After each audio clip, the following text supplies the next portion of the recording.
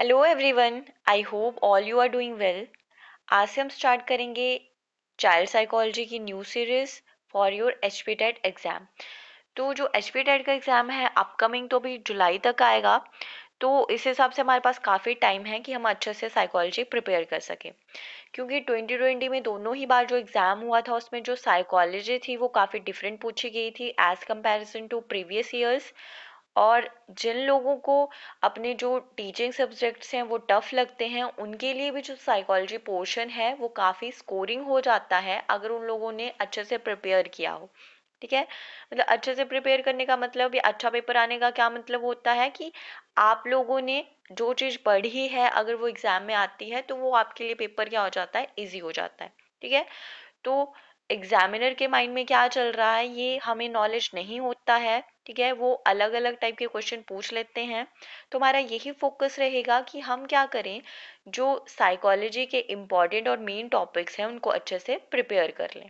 ठीक है, तो आज के लिए जो टॉपिक है वो रहेगा गैगनेस हायरार्की ऑफ लर्निंग। गैगने कौन थे? गैगने एक अमेरिकन साइकोलॉजिस्ट थे और ये फेमसली नोन है इनकी बुक के लिए जिसका नाम है द कंडीशंस ऑफ लर्निंग। ठीक है, तो इन्होंने जो अपनी हायरार्की थी लर्निंग की वो इसी बुक में दी थी जिसके कितने टाइप्स थे? टोटल 8 टाइप्स थे। ठीक है, और अगर गैगने की बात करें तो इनका पूरा नाम था रॉबर्ट एम गैगने या रॉबर्ट मिल्स गैगने। हायरार्की में आप लोगों को पता है हमेशा किस तरह चलते हैं, हम सिंपल टू कॉम्प्लेक्स फॉर्म में चलते हैं।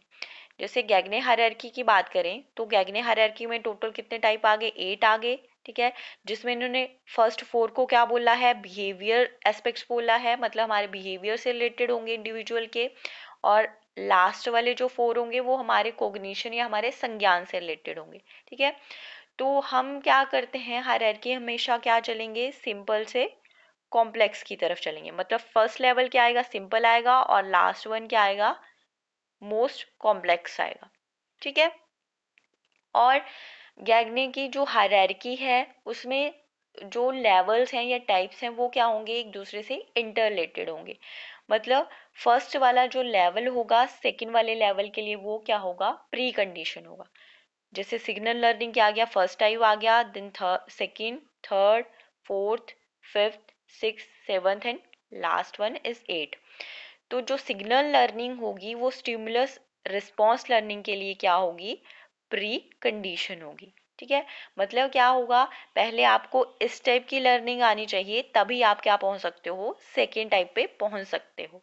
ठीक है, और इसी तरह आप देन थर्ड पे जा सकते हो, देन फोर्थ पे and so on. Got it? तो ये पता चल गया कि 8 टाइप्स आ गए, सिंपल टू कॉम्प्लेक्स में चलेंगे और ये एक दूसरे से इंटरलेटेड होंगे। पहला वाला दूसरे के लिए प्री कंडीशन होगा एंड सो ऑन। अब इनको थोड़ा डिटेल में समझते हैं। फर्स्ट आ गया हमारे पास सिग्नल लर्निंग। ठीक है, सिग्नल लर्निंग किससे रिलेटेड है? ये जो लर्निंग है रिलेटेड है क्लासिकल कंडीशनिंग से। क्लासिकल कंडीशनिंग थ्योरी किसने दी थी? ये दी थी आइवन पी पैवलोव ने। ठीक है, तो ये जो सिग्नल लर्निंग है ये किस पे बेस्ड है? क्लासिकल कंडीशनिंग पे बेस्ड है। और इस टाइप की लर्निंग में हम क्या पढ़ते हैं या क्या देखा था? जैसे पैवलोव ने क्या किया था, जो स्टिमुलस था अनकंडीशनल स्टिमुलस। अनकंडीशनल स्टिमुलस क्या था पैवलोव की थ्योरी में? फूड था। और कंडीशनल स्टिमुलस क्या था? बेल था। ठीक है, मतलब क्या किया? पैवलॉव क्या करता था? बेल बजाता था और जो डॉग था उसके माउथ से क्या होने लगता था? स्लाइवा रिलीज होने लगता था। ठीक है, वो क्या आ गया? कंडीशनल स्टिमुलस आ गया। तो सिग्नल लर्निंग में जो चीज आएगी वो क्या है? क्लासिकल कंडीशनिंग पे ही बेस्ड है। मतलब आप क्या करोगे? बच्चे को कंडीशन रखोगे और उसके थ्रू बच्चा क्या करेगा? कुछ लर्न करेगा। ठीक है, जैसे कि मान लो अब बच्चा खिलौना देखता है, बच्चे को खिलौने अच्छे लगते हैं, तो खिलौनों के देख के बच्चे में क्या होती है? एक्साइटमेंट होती है। मतलब क्या है? ये एक तरह की सिग्नल लर्निंग है। ठीक है, या जैसे मान लो बच्चा क्या कर रहा है? स्कूल जा रहा है और स्कूल जाने के लिए लेट हो रहा है और उसको स्कूल की बेल सुनाई देती है। ठीक है, तो उस तरह से उसमें क्या आएगा? फियर आएगा कि मैं क्या हो गया, आज स्कूल के लिए लेट हो गया। तो ये सारे क्या चीजें आ गई, इसमें आ गई सिग्नल लर्निंग में। मतलब बच्चे को क्या मिलेगा, ये जो भी लर्नर है उसको क्या मिलेगा, सिग्नल मिलेगा।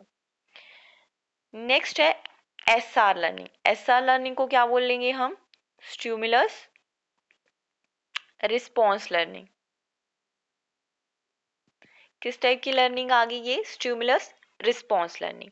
और इस टाइप की जो लर्निंग है ये कौन सी होती है, ऑपरेंट कंडीशनिंग है। ये जो किसने दी है, बीएफ स्किनर ने इसके बारे में बोला था और ईएल थॉर्नडाइक ने बोला था।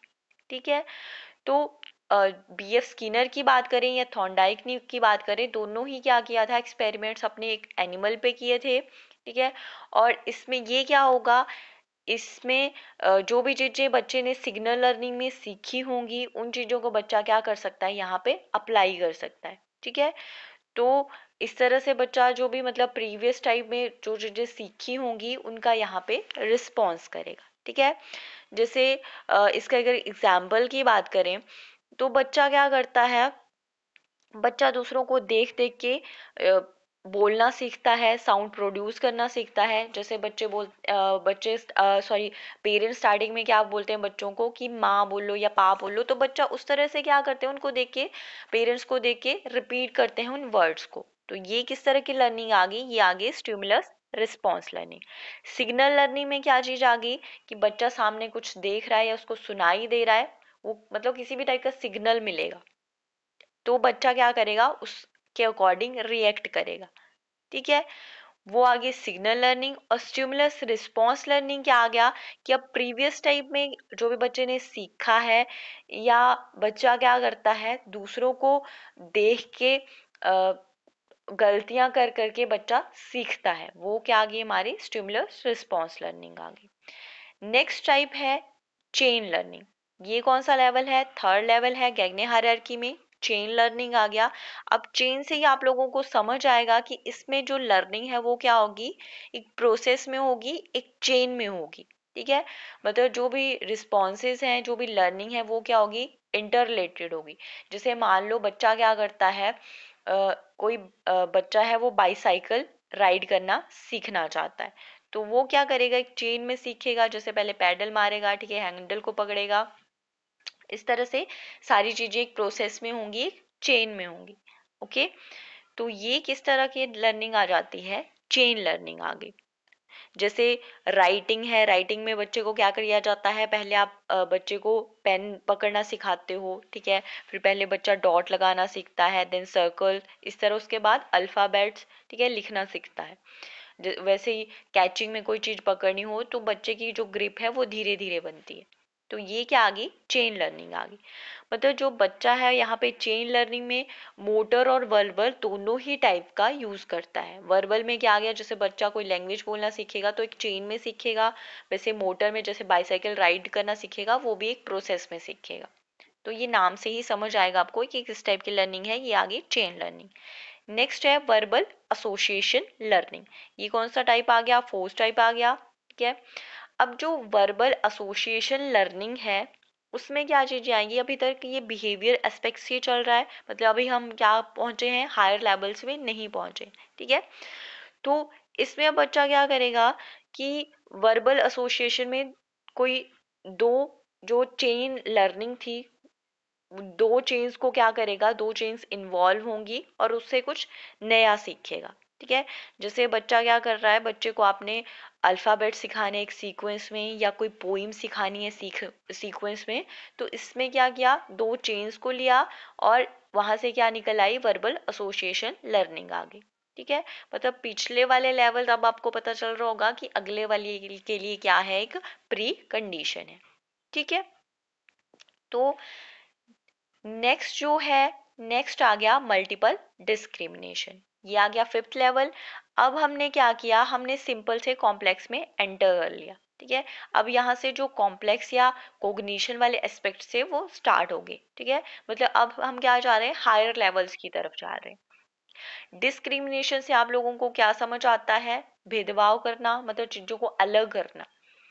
तो यहाँ पे बच्चा जो क्या करेगा, डिस्क्रिमिनेट करेगा चीजों को। ठीक है, जैसे स्टार्टिंग में बच्चे को क्या है, नॉलेज नहीं है कि कौन सा सर्किल है, कौन सा स्क्वायर है। ओके, बट बच्चे को जब थोड़ा नॉलेज हो जाएगा तो बच्चा क्या कर सकता है, चीज़ों को डिस्क्रिमिनेट कर सकता है कि जैसे ये वाटर है, ठीक है, सॉलिड कौन से होते हैं, वाटर कौन से होते हैं, गैसेस कौन से होती हैं, इस तरह चीज़ों को क्या कर सकता है बच्चा, डिस्क्रिमिनेट कर सकता है। नेक्स्ट आ गया कॉन्सेप्ट लर्निंग। ये कौन सा लेवल आ गया, 6 लेवल।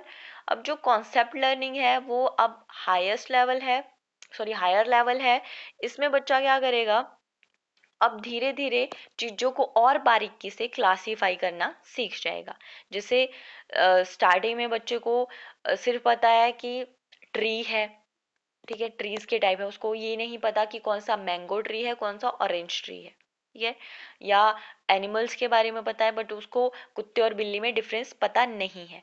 पर जब बच्चे को कॉन्सेप्ट की नॉलेज हो जाएगी तो बच्चा क्या कर सकता है, जो मतलब चीज़ों को अच्छे से डिफरेंशिएट कर सकता है। अगर बच्चे को कॉन्सेप्ट का नॉलेज है, जैसे दो अलग टाइप के डॉग्स हैं, दो अलग ब्रीड्स हैं, तो बच्चा उनको भी क्या कर सकता है, डिस्क्रिमिनेट कर सकता है। तो यहाँ पे बच्चे को क्या पता होना चाहिए, कॉन्सेप्ट का पता होना चाहिए, ठीक है। बच्चा बता सकता है कि ये डॉग है, ये बिल्ली है, ठीक है, दोनों चीज़ों को क्या कर सकता है, अच्छे से डिफरेंशिएट कर सकता है जब बच्चे को कॉन्सेप्ट की नॉलेज हो जाती है। जैसे मान लो स्टार्टिंग में बच्चा क्या देखता है, एक ब्लॉक देखता है, ठीक है, और वो कैसा है, क्यूब की शेप में है, बट बच्चा स्टार्टिंग में उसको क्या बोलेगा, एक ब्लॉक बोलेगा। बट धीरे धीरे जब बच्चे को नॉलेज हो जाएगा कि जो ब्लॉक्स हैं उनकी अलग अलग शेप्स हो सकती हैं, अलग अलग साइज हो सकते हैं, तो बच्चा उस तरह से आपको बताएगा कि ये क्यूब है, ये स्क्वायर है, ये रेक्टेंगल है। नेक्स्ट आ गया प्रिंसिपल लर्निंग। इसको प्रिंसिपल लर्निंग बोल सकते हैं या फिर रूल लर्निंग भी बोल सकते हैं। प्रिंसिपल और रूल से आप लोगों को क्या समझ आता है कि यहाँ पे जो दो अलग टाइप के कॉन्सेप्ट हैं उनको मिला के कोई रूल, कोई प्रिंसिपल बनाया गया होगा, ठीक है। जैसे कि मान लो हम मैथमेटिक्स में रूल्स बनाते हैं और उनका यूज़ करते हैं, ठीक है। जैसे आ गया फॉर एग्जांपल कि जो एक रेक्टेंगल है उसका एरिया क्या आ जाएगा, लेंथ इंटू ब्रेड्थ आ जाएगा, या कोई सर्कल है उसकी सरकमफ्रेंस क्या आ जाएगी, 2 पाई r। तो यहाँ को बच्चे को पाई की नॉलेज भी होनी चाहिए, रेडियस की नॉलेज भी होनी चाहिए। रेक्टेंगल के केस में क्या होना चाहिए, लेंथ भी पता होनी चाहिए और ब्रेड्थ का कॉन्सेप्ट भी पता होना चाहिए। मतलब यहाँ में दो टाइप के कॉन्सेप्ट को की नॉलेज होगी अगर बच्चे को, तो बच्चा क्या कर सकता है, प्रिंसिपल बना सकता है, एक रूल बना सकता है, उसको अच्छे से नॉलेज होगी, जितने भी प्रिंसिपल्स होंगे या रूल्स होंगे। अब हाईएस्ट जो लेवल है वो गैगने ने रखा है प्रॉब्लम सॉल्विंग को, 8th लेवल आ गया जो हाईएस्ट है गैगने हायरार्की में। अब प्रॉब्लम सॉल्विंग से क्या है, अगर बच्चे ने पिछले वाले लेवल्स को अच्छे से क्रॉस किया है, उनको उन सारे लेवल्स की अच्छे से नॉलेज है, तो बच्चा हर टाइप की प्रॉब्लम को अच्छे से सॉल्व कर सकता है, ठीक है। मतलब यहाँ पे अब बच्चा क्या कर सकेगा, नया प्रिंसिपल बना सकेगा, नया रूल अप्लाई कर सकेगा। कोई भी उसको ऐसी प्रॉब्लम सामने आ रही है जिसको उसने पहले सॉल्व नहीं किया है, बट अगर अच्छे से उसने पिछले वाले लेवल्स को क्रॉस किया है, उसको सारे लेवल्स की नॉलेज है, तो वो कुछ नई टाइप की प्रॉब्लम को भी अच्छे से सॉल्व कर पाएगा, ठीक है। तो ये आ गया highest level in Gagne hierarchy. So that's all for today. और अगर अभी तक आप लोगों ने चैनल को सब्सक्राइब नहीं किया है तो चैनल को भी सब्सक्राइब ज़रूर कर दें। Thank you for watching.